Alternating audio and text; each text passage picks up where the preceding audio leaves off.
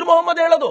ಅವನು ಆರಂಭದಲ್ಲಿ ಹೇಳಬೇಕಾದ್ರೆ ಮುಸಲ್ಮಾನರು ಪ್ರತಿಭಟಿಸೋದು ತನ್ನಲ್ಲಿರುವಂತಹ ವ್ಯವಸ್ಥೆಯ ಕಾರಣಕ್ಕೋಸ್ಕರ ಅಂತ ಹೇಳ್ತಾನೆ. ಕೊನೆಗೆ ತನ್ನ ದೇಶದಲ್ಲಿ ಆದಾಗ ಮಾತ್ರ ಅಂತವ್ರನ್ನ ಮಟ್ಟ ಹಾಕಬೇಕು ಅಂತ ಮಹತ್ತಿರ್ ಮೊಹಮ್ಮದ್ ಮಾತನಾಡ್ತಾನೆ. ಅದೇ ಮಾತುಗಳ ಆರಂಭಿಕ ವಾಕ್ಯಗಳನ್ನ ಪಿ ಚಿದಂಬರಂ ಹೇಳ್ತಾರೆ. ಯಾಕೆ ಅಂತಂದ್ರೆ ಇವರಿಗೊಂದು ಹಠ ಇದೆ, ಹೇಗಾದ್ರೂ ಮಾಡಿ ಜಗತ್ತಿನಾದ್ಯಂತ ಇರುವಂತ ಈ ಇಸ್ಲಾಮಿಕ್ ಟೆರರಿಸಂ ಅನ್ನುವಂತ ಈ ಹಣೆಪಟ್ಟಿಯನ್ನು ಅವರಿಂದ ತೆಗಿಬೇಕು ಅಂತಿದ್ರೆ ಎರಡೇ ಮಾರ್ಗ. ಒಂದು, ಮುಸಲ್ಮಾನರು ಮೂಲತಃ ಟೆರರಿಸ್ಟ್ಗಳಲ್ಲ, ಅವರು ಬೇರೆ ಬೇರೆ ಕಾರಣಕ್ಕೋಸ್ಕರ ಇದನ್ನು ಪ್ರತಿಭಟಿಸ್ತಾರೆ ಅಂತ. ಅದಕ್ಕೆ ಹೇಳಿದ್ನಲ್ಲ, ಫಿತ್ನಾ ಅನ್ನೋದನ್ನ ಅವರು ಕ್ಷೋಭೆ ಮತ್ತು ಅಶಾಂತಿ ಅಂತ ಟ್ರಾನ್ಸ್ಲೇಟ್ ಮಾಡ್ತಾರೆ. ಯಾಕೆ ಅಂತಂದ್ರೆ ಭಾರತದಲ್ಲಿ ಅಶಾಂತಿ ಇದೆ, ಅದಕ್ಕೋಸ್ಕರ ಪ್ರತಿಭಟಿಸ್ತಾರೆ ಅಂತ ಹೇಳಬೇಕು ಅಂತ. ಇದು ಮೊದಲನೇದು. ಇನ್ನು ಎರಡನೇದು ಅವ್ರಿಗಿರೋದು ಏನು ಅಂದ್ರೆ, ಮುಸಲ್ಮಾನರ ಹಣೆಪಟ್ಟಿ ತೆಗಿಬೇಕು ಅಂದ್ರೆ ಇರೋದು ಒಂದೇ ಮಾರ್ಗ, ಹಿಂದೂಗಳ ಮೇಲೆ ಹಣೆಪಟ್ಟಿ ಹಾಕ್ಬಿಟ್ರೆ ನೀವು ಟೆರರಿಸ್ಟ್ಗಳೇ, ಅವರು ಟೆರರಿಸ್ಟ್ಗಳಿಗೆ ಪ್ರಾಬ್ಲಮ್ ಏನು ಅಂತ ತಿಳ್ಕೊಳ್ಬೇಕು ಅನ್ನೋ ದೃಷ್ಟಿಯಿಂದ ಪಿ ಚಿದಂಬರಂ ಮಾಡಿದ ಕೆಲಸವನ್ನ ಇವತ್ತಿಗೂ ಹೊತ್ಕೊಂಡು ತಿರುಗಾಡ್ತಿದ್ದೀವಿ. Thanks to Tukaram Omble. ಆ ಮನುಷ್ಯ ಏನಾದ್ರೂ ಸರಿಯಾಗಿ ಆ ಭಯೋತ್ಪಾದಕನನ್ನ ಹಿಡಿದೇ ಹೋಗಿದ್ದಿದ್ರೆ ಅವತ್ತು ಮುಂಬೈ ಬ್ಲಾಸ್ಟ್ ನಲ್ಲಿ ಅವತ್ತು ಎಲ್ಲ ಮುಂಬೈ ಬ್ಲಾಸ್ಟ್ ಮಾಡಿದ್ದು ಹಿಂದೂಗಳು ಅಂತ ಹಣೆಪಟ್ಟಿ ಕಟ್ಬಿಡ್ತಿದ್ರು. ತುಕಾರಾಂ ಓಂಬ್ಳೆ ತಮ್ಮ ಪ್ರಾಣ ಕೊಟ್ಟು ಹಿಂದೂಗಳ ಮಾನವನ್ನ ಉಳಿಸಿದ್ರು ಅಂತ ನನ್ಗೆ ಇವತ್ತು ಅನ್ಸುತ್ತೆ. ಸರಿ, ಗಜ್ವಾಯೆ ಹಿಂದ್ ಅನ್ನೋ ಕಾನ್ಸೆಪ್ಟ್ ಕುರಾನ್ ನಲ್ಲಿ ಇಲ್ಲೇ ಇಲ್ಲ. ಕಾಫಿರ್ ಅನ್ನೋದು ಹಿಂದೂಗಳನ್ನ ಕಲ್ಪನೆಯಲ್ಲಿಟ್ಕೊಂಡು ಆಡಿದ ಮಾತುಗಳಲ್ವೇ ಅಲ್ಲ. ಇದನ್ನ ಮಿಸ್ಇಂಟರ್ಪ್ಟ್ ಮಾಡ್ತಾ ಇರೋದು ಭಾರತದಲ್ಲಿರ್ತಕ್ಕಂಥ ಯಾವುದೇ ಮದರಸಾನೂ ಅಲ್ಲ, ಅಥವಾ ಮಸ್ಜಿದ್ ನಲ್ಲಿ ಇರ್ತಕ್ಕಂಥ ಮುಸ್ಲಿಂ ಧಾರ್ಮಿಕ ಗುರುಗಳು ಅಲ್ಲ. ಇದು ಕಂಪ್ಲೀಟ್ ಆಗಿ ಮಿಸ್ಇಂಟರಪ್ಷನ್ ಅಷ್ಟೇನೆ ಅಂತ ಹೇಳೋರು ಕೂಡ ಇದ್ದಾರೆ. ನಾನು ಹೇಳ್ತೀನಲ್ಲ, ಫಿತ್ನಾ ಅನ್ನೋ ಪದವನ್ನೇ ನಿಮಗೆ ಬೇಕಾಗಿರುವಂತೆ ಟ್ರಾನ್ಸ್ಲೇಟ್ ಮಾಡ್ಕೊಂಡಿರೋ ನೀವು.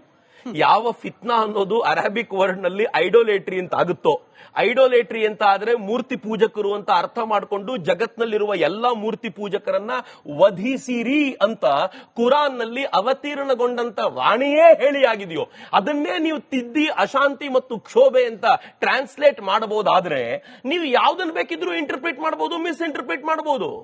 ನಾನ್ ನಿಮ್ಮನ್ನ ಕೇಳೋದು ಇಷ್ಟೇ, ಯಾವ್ದ್ಯಾವ್ದು ಈ ತರ ಇಂಟರ್ಪ್ರಿಟೇಷನ್ ತಪ್ಪಾಗಿದೆ ಅಂತ ಅನ್ಸುತ್ತೋ ನಿಮಗೆ, ಹೌದು ಇದನ್ನ ಫಾಲೋ ಮಾಡಬೇಕಾಗಿಲ್ಲ, ಇದನ್ನ ಭಾರತೀಯ ಮುಸಲ್ಮಾನರು ಫಾಲೋ ಮಾಡಬೇಕಾಗಿಲ್ಲ ಅನ್ನೋದನ್ನ ನೀವು ಹೇಳ್ತೀರೋ, ನಿಮಗೆ ತಾಕತ್ತಿದೆಯಾ ಅದನ್ನ ನಿಮ್ಮ ಕುರಾನ್ ನಿಂದ ಆಚೆ ತೆಗೆದುಹಾಕ್ಲಿಕ್ಕೆ? ತೆಗೆದು ಬಿಡಿಯಲ್ಲ. ಇದನ್ನ ಭಾರತೀಯ ಹಿಂದೂಗಳು ಭಾರತೀಯ ಮುಸಲ್ಮಾನರು ಫಾಲೋ ಮಾಡಬೇಕು ಅಂತಿಲ್ಲ. ಇದು ಈ ದೇಶಕ್ಕೆ ಸೂಟ್ ಆಗುವಂತದ್ದಲ್ಲ. ಯಾಕೆ ಅಂತಂದ್ರೆ ಹಿಂದೂಗಳಷ್ಟು ಒಳ್ಳೆಯ ಜೊತೆಗಾರರು ಜಗತ್ನಲ್ಲಿ ಮತ್ತೆಲ್ಲೂ ಸಿಗೋದಿಲ್ಲ. ಹೀಗಾಗಿ ನಾವು ಅವರೊಂದಿಗೆ ಯುದ್ಧ ಮಾಡಬೇಕಾಗಿಲ್ಲ, ನಾವು ಜೊತೆಯಲ್ಲಿ ಹೋಗಬೇಕಾಗಿದೆ. ಅದಕ್ಕೋಸ್ಕರ ಈ ವಾಕ್ಯಗಳನ್ನ ಕುರಾನ್ ನಿಂದ ತೆಗೆಯೋಣ, ಒಂದು ಅಬ್ರಿಡ್ಜ್ಡ್ ಕುರಾನ್ ಮಾಡೋಣ. ಇಡೀ ಭಾರತದಲ್ಲಿ ಎಲ್ಲ ಪಂಥಗಳು, ಮುಸ್ಲಿಂ ಪಂಥಗಳು ಇದೇ ಕುರಾನ್ ಅನ್ನ ಫಾಲೋ ಮಾಡಬೇಕು ಅಂತ ಹೇಳಿ ಧೈರ್ಯ ಇದೆಯಾ? ನೆವರ್. ಯಾಕೆ ಧೈರ್ಯ ಇಲ್ಲ ಅಂತಂದ್ರೆ ಭಾರತದೊಳಗೆ ಅದಾಗಲೇ ಇವರ ಹೆಸರಿನಲ್ಲಿ ಯಾವ ತರ ಕಟ್ಟರ್ಪಂಥಿ ಮುಸಲ್ಮಾನರು ಬಂದಿದ್ದಾರೆ ಅಂತಂದ್ರೆ ಈ ದೇಶದಲ್ಲಿ ವಹಾಬಿಸಂ ಶುರುವಾಗಿ ಹೋಗಿದೆ, ಈ ದೇಶದಲ್ಲಿ ಸಲಫಿಸಂ ಶುರುವಾಗಿ ಹೋಗಿದೆ. ಅವರು ಯಾವ ತರ ಅಗ್ರೆಸಿವ್ ಆಗಿ ಮಂಡಿಸ್ತಿದ್ದಾರೆ ಅಂತಂದ್ರೆ, ವಹಾಬಿಗಳಿಗೆ ಈ ದೇಶದ ಪರಿಸ್ಥಿತಿ ಹೇಗಿದೆ ಅಂತಂದ್ರೆ, ವಹಾಬಿಗಳಿಗೆ ಮತ್ತು ಅವರ ಚಿಂತನೆಗಳಿಂದ ಬಂದಿರುವಂತಹ ಐಸಿಸ್ ಉಗ್ರರಿಗೆ ಅವರಿಗೆ ಭಾರತದಲ್ಲಿರುವಂತಹ ಶಿಯಾಗಳನ್ನು ಕಂಡ್ರೆ ಆಗೋದಿಲ್ಲ, ಅವರಿಗೆ ಭಾರತದಲ್ಲಿರುವ ಸೂಫಿಗಳನ್ನು ಕಂಡ್ರೆ ಆಗೋದಿಲ್ಲ, ಅವರಿಗೆ ಭಾರತದಲ್ಲಿರುವಂತಹ ಅಹಮದಿಯಾಗಳನ್ನ ಅಥವಾ ಕಾದಿಯಾನಿಗಳು ಅಂತ ಯಾರನ್ನು ಕರೀತಾರೋ ಅವರುಗಳನ್ನು ಕಂಡ್ರೆ ಆಗೋದಿಲ್ಲ. ಯು ನೋ ವಾಟ್, ನನಗೊಬ್ಬ ಮುಸ್ಲಿಂ ಫ್ರೆಂಡ್ ಸಿಗ್ತಾರೆ, ಚಕ್ರವರ್ತಿ. ಒಬ್ಬ ಕಾದಿಯಾನಿ ಮತ್ತು ಚಕ್ರವರ್ತಿ ಇಬ್ರು ಸಿಕ್ಕಿದ್ರೆ ಕೇಳಿಸ್ಕೊಳ್ಳಿ ಸರಿಯಾಗಿ, ಒಬ್ಬ ಕಾದಿಯಾನಿ ಅಥವಾ ಅಹಮದಿಯಾ ಮತ್ತು ಚಕ್ರವರ್ತಿ ಇಬ್ರು ಎದುರಿಗೆ ಬಂದ್ರೆ ನಾನು ಮೊದಲು ಅಹಮದಿಯಾ ಅನ್ಕೊಳ್ತೀನಿ, ಆಮೇಲೆ ಚಕ್ರವರ್ತಿ ಬಗ್ಗೆ ಯೋಚನೆ ಮಾಡ್ತೀನಿ ಅಂತ. ಒಬ್ಬ ಮುಸಲ್ಮಾನ್ ಮಿತ್ರ ಹೇಳ್ತಾನೆ, ನಂಗೆ ಅಷ್ಟರ ಮಟ್ಟಿಗೆ ದ್ವೇಷ ಇದೆ ನಮ್ಗಳಿಗೆ ಅಹಮದಿಯಾಗಳ ಮೇಲೆ, ಕಾದಿಯಾನಿಗಳ ಮೇಲೆ ಅಂತ. ಆ ಮುಸಲ್ಮಾನರೊಳಗೆ ಮುಸಲ್ಮಾನರ ವಿರುದ್ಧವೇ ಯಾರು ದಿನಕ್ಕೆ 5 ಬಾರಿ ನಮಾಜ್ ಮಾಡ್ತಾನೋ, ಯಾರು ಕುರಾನ್ ಫಾಲೋ ಮಾಡ್ತಾನೋ, ಯಾರು ಪ್ರಾಫೆಟ್ ಮೊಹಮ್ಮದ್ ಪೈಗಂಬರ್ನ ಒಪ್ಪಿಕೊಳ್ತಾನೋ ಅವನ ಮೇಲೆ ದ್ವೇಷ ಇದೆ ಅಂತಾದ್ರೆ ಇನ್ನವ್ರಿಗೆ ಬೇರೆಯವ್ರ ಮೇಲಿನ ಪರಿಕಲ್ಪನೆ ಹೇಗಿರ್ಬೋದು? ಹೀಗಾಗಿ ಅವರ ರಕ್ತಗತವಾಗಿರುವಂತಹ ಸಂಗತಿ, ಅದು ಕುರಾನ್ ಮೂಲಕ ಬಂದಿರುವಂತಹ ಈ ಸಂಗತಿ ಇದೆಯಲ್ಲ, ಇದು ಬಹಳ ಡೇಂಜರಸ್ ಆಗಿರುವಂತಹ ಸಂಗತಿ ಅಂತ ನನಗೆ. ಇದಕ್ಕೆ ಮೂಲ ಕುರಾನ್ ಅಲ್ಲ, ಇದಕ್ಕೆ ಮೂಲ ಇಸ್ಲಾಂ ಧರ್ಮ ಅಲ್ಲ. ಇದೆಲ್ಲ ಕೇವಲ ರಾಡಿಕಲ್ ಮನಸ್ಥಿತಿ ಇರುವ ಕೆಲ ಬೆರಳೆಣಿಕೆ ಮಂದಿಯಿಂದ ಮಾತ್ರ ಆಗ್ತಾ ಇರೋದು. ನೀವು ಕೆಲ ರಾಡಿಕಲ್ಗಳು ಮಾಡ್ತಾ ಇರುವ ಕುಕೃತ್ಯಕ್ಕೆ ಇಡೀ ಇಸ್ಲಾಂ ಧರ್ಮವನ್ನ, ಅದರಲ್ಲೂ ಭಾರತೀಯ ಮುಸಲ್ಮಾನರನ್ನ ಎಲ್ಲರನ್ನೂ ಟೆರರಿಸ್ಟ್ ಅನ್ನೋ ರೀತಿಯಲ್ಲಿ ನೋಡಬಾರದು. ಆಯ್ತು, ರಾಡಿಕಲ್ಗಳು ಯಾರು? ಆಯ್ತು, ಯಾರಿಗೆ ಓದು ಬರಹ ಗೊತ್ತಿಲ್ವೋ, ಯಾರು ಬೀದಿ ಬದಿಯಲ್ಲಿ ಯಾವಾಗ್ಲೂ ಇರ್ತಾನೋ ಅವನನ್ನು ಕರ್ಕೊಂಡು ಹೋದ್ರು, ಬ್ರೈನ್ ವಾಶ್ ಮಾಡಿದ್ರು, ಅವನಿಗೊಂದು ಟೈಮರ್ ಫಿಕ್ಸ್ ಮಾಡಿದ್ರು, ಬಾಂಬ್ ತಗೊಂಡು ಉಡಾಯಿಸು ಅಂತ ಒಪ್ಕೊಳ್ತೀನಿ ನಾನು. ಅವನಿಗೇನು ಗೊತ್ತಿಲ್ಲ, ಅಧ್ಯಯನ ಇಲ್ಲ. ಯಾರ್ರೀ ರ್ಯಾಡಿಕಲ್ಲು? ಒಸಾಮಾ ಬಿನ್ ಲ್ಯಾಡನ್, ಅವನು MBA ಗ್ರಾಜ್ಯುಯೇಟ್, ಅವನ್ ರ್ಯಾಡಿಕಲ್ಲ. ಉಮರ್ ನಬಿ ಡಾಕ್ಟರ್, ಅವನ್ ರ್ಯಾಡಿಕಲ್ಲ. ಶಹೀನ್, ಆ ಲೇಡಿ ಡಾಕ್ಟರ್, ಆಕೆ ರ್ಯಾಡಿಕಲ್ಲ. ಯಾರು ಇಂಜಿನಿಯರ್ಗಳು ಅನೇಕರು, ಎಲ್ಲೋ ಗ್ಲಾಸ್ಗೋದಲ್ಲಿ ಸಿಕ್ಕಾಕೊಂಡಂತ ಒಬ್ಬ ಡಾಕ್ಟರ್ ರ್ಯಾಡಿಕಲ್ಲ. ಆತ ದಡ್ಡನ?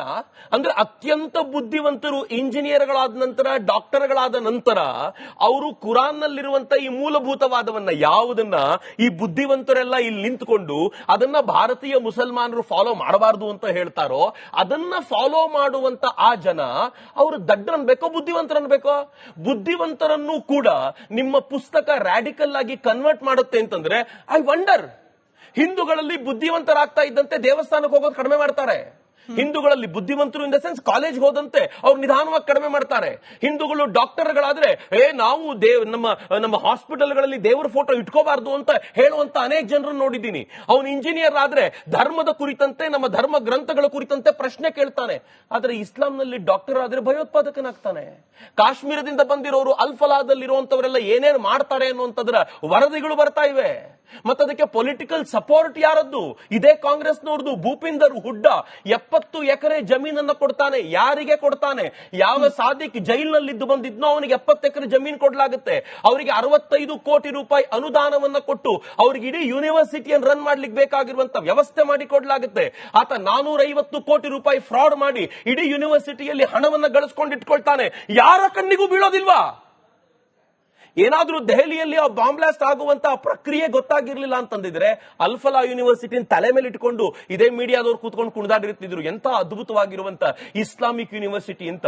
ಡೋಂಟ್ ಯು ಥಿಂಕ್ ಇಡೀ ಮುಸಲ್ಮಾನರು, ನಾನು ಹಿಂದೂಗಳ ಬಗ್ಗೆ ಮಾತನಾಡ್ತಿಲ್ಲ, ಮುಸಲ್ಮಾನರೇ ಯೋಚನೆ ಮಾಡಬೇಕು. ಏನ್ ಪರಿಸ್ಥಿತಿ ಇದು? ನಾನು ಮುಸಲ್ಮಾನರ ಬಗ್ಗೆ ಮಾತನಾಡಿದ್ರೆ ನೀವು ಹೇಳ್ಬೋದು ಚಕ್ರವರ್ತಿ ಮತಾಂಧ, ಚಕ್ರವರ್ತಿ ಹಿಂದುತ್ವವಾದಿ ಅಂತ ಕರಿಬಹುದು. ಆದ್ರೆ ನಾನ್ ಮಾತಾಡದೆ ಹೋದ್ರೆ ನೀವು ಮಾತಾಡಲ್ವಲ್ಲ, ನೀವು ಬಾಯಿ ಮುಚ್ಕೊಂಡಿರ್ತೀರಲ್ಲ. ಎಷ್ಟು ಜನ ಮುಸಲ್ಮಾನರು ಬೀದಿಗೆ ಬಂದು ಅಲ್ಫಲಾ ಯೂನಿವರ್ಸಿಟಿ ವಿರುದ್ಧ ಹೋರಾಟ ಮಾಡಿದ್ದಾರೆ ಹೇಳಿ? ನೀವು LTTE ಹಿಂದೂಗಳು ಅಂತ ಕರೀತೀರಿ, ಆರೋಪ ಮಾಡ್ತೀರಿ ನಮ್ಗೆ. LTTE ವಿರುದ್ಧ ಹೋರಾಟ ಮಾಡೋದು ಹಿಂದೂಗಳೇ. ನೀವು ನಕ್ಸಲ್ರನ್ನ ಹಿಂದೂಗಳು ಅಂತ ಕರೀತೀರಿ. ನಕ್ಸಲ್ರ ವಿರೋಧಕ್ಕೆ ನಿಂತಿರೋನು ಇದೇ ಹಿಂದುತ್ವವಾದಿ ಚಕ್ರವರ್ತಿ. ಆದ್ರೆ ಎಷ್ಟು ಜನ ಮುಸಲ್ಮಾನರನ್ನ ನನ್ನಂತೆ ಇಷ್ಟೇ ಅಗ್ರೆಸಿವ್ ಆಗಿ ನೀವು ಮುಸಲ್ಮಾನರ ಈ ಭಯೋತ್ಪಾದಕ ಸಂಘಟನೆಗಳ ವಿರುದ್ಧ ಹೋರಾಟ ಮಾಡುವಂತವ್ರನ್ನ ತೋರಿಸ್ತೀರಿ ಹೇಳಿ? ಖಂಡಿಸ್ತೀವಿ. ನಾವು ಪ್ರತಿ ಬಾರಿ ಕೂಡ ಶುಕ್ರವಾರ ನಮಾಜ್ಗಿಂತ ಮುಂಚೆ ಇದನ್ನೇ ತಿಳಿಸ್ತೇವೆ. ಅದರಲ್ಲೂ ಭಾರತದಂತ ನೆಲದಲ್ಲಿದ್ದ ಸಂದರ್ಭದಲ್ಲಿ ಕೋಮು ಸೌಹಾರ್ದತೆ ನಮಗೆ ಅನಿವಾರ್ಯ. ನಾವೆಲ್ಲರೂ ಕೂಡ ಸಹೋದರತ್ವವನ್ನೇ ಪ್ರತಿಪಾದಿಸ್ಕೊಂಡು ನಾವು ಬದುಕಬೇಕು ಅಂತ ಹೇಳಿ ಪ್ರತಿ ಶುಕ್ರವಾರವೂ ಕೂಡ ನಾವು ಪ್ರತಿಪಾದಿಸ್ತೀವಿ, ಹೇಳ್ಕೊಡ್ತೀವಿ. ಅದನ್ನು ಕೇಳಿಸ್ಕೊಳ್ಳೋರು ಕಿವಿ ಮುಚ್ಕೊಂಡ್ರೆ ನಾವೇನ್ ಮಾಡೋದು? ಇದೇ ವೇದಿಕೆಯಲ್ಲಿ ನಿಂತು ಮುಖಂಡರೊಬ್ಬರು, ಧಾರ್ಮಿಕ ಮುಖಂಡರೊಬ್ಬರು ಹೇಳಿದ ಮಾತಿದು. ಅಂದ್ರೆ ನೀವು ಸೋತ್ರಿ ಅಂತ ಒಪ್ಕೊಳ್ಳಿ. ನಮ್ಮ ಹತ್ರ ಸೋತೋದ್ವಿ, ನಾವು ಸೋತ್ವಿ ಚಕ್ರವರ್ತಿ ಅವರೇ, ಇನ್ನು ನಮ್ಮ ಹತ್ರ ಹೇಳಲಿಕ್ಕಾಗೋದಿಲ್ಲ, ಸ್ವಲ್ಪ ಅಗ್ರೆಸಿವ್ ಆಗಿ ನೀವೇ ಹೇಳಿ ಅಂತ